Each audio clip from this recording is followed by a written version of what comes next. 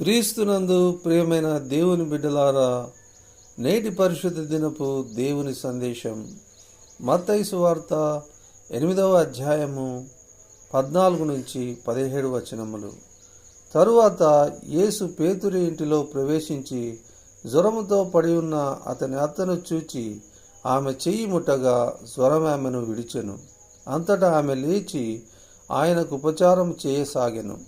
సాయంకాలమైనప్పుడు జనులు దయ్యములు పట్టిన అనేకులను ఆయన యొద్దకు తీసుకొని వచ్చిరి. ఆయన మాట వలన దయ్యములను వెళ్ళగొట్టి రోగుల నెలను స్వస్థపరచెను.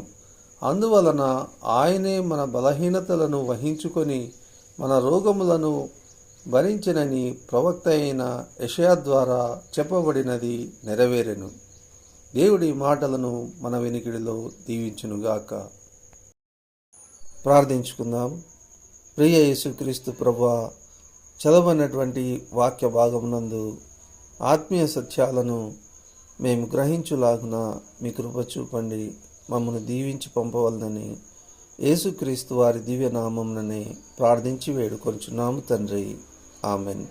ప్రియమైన విశ్వాసులారా, చదవబడినటువంటి వాక్య భాగమునందు యేసు ప్రభుల వారు మరి తన శిష్యుడైన పేతురు ఇంట ప్రవేశించినప్పుడు వారి యొక్క కుటుంబంలో అస్వస్థతగా ఉన్నటువంటి వారి అత్తను స్వస్థపరిచినట్లుగా మనం చూస్తూ ఉన్నాం.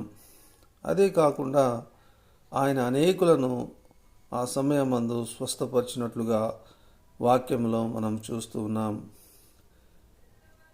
ప్రవక్త అయిన యెషయా యొక్క ప్రవచనము ఈ సందర్భంగా నెరవేరినట్లుగా మనం గ్రహిస్తూ ఉన్నాం.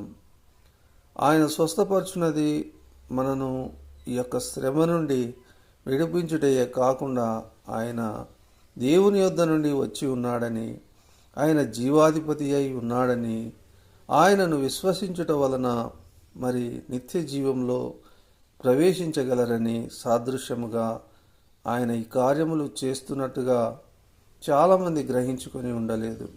అయితే ప్రభు అందరి మనసును ఎరిగిన వాడై ఉన్నాడు. అయినప్పటికీ ప్రభు ఎక్కడికి వెళ్తే అక్కడ వారిని స్వస్థపరచుచు వారి కష్టములెల్లా భరించి ఉన్నట్లుగా, బలహీనతలను వహించినట్లుగా మనం చూస్తున్నాం. మన జీవితంలో కూడా ప్రభువు ఉన్నట్లయితే మన శ్రమను తీర్చి మన బలహీనతలను వహించి మనను దీవించువాడై ఉన్నాడు.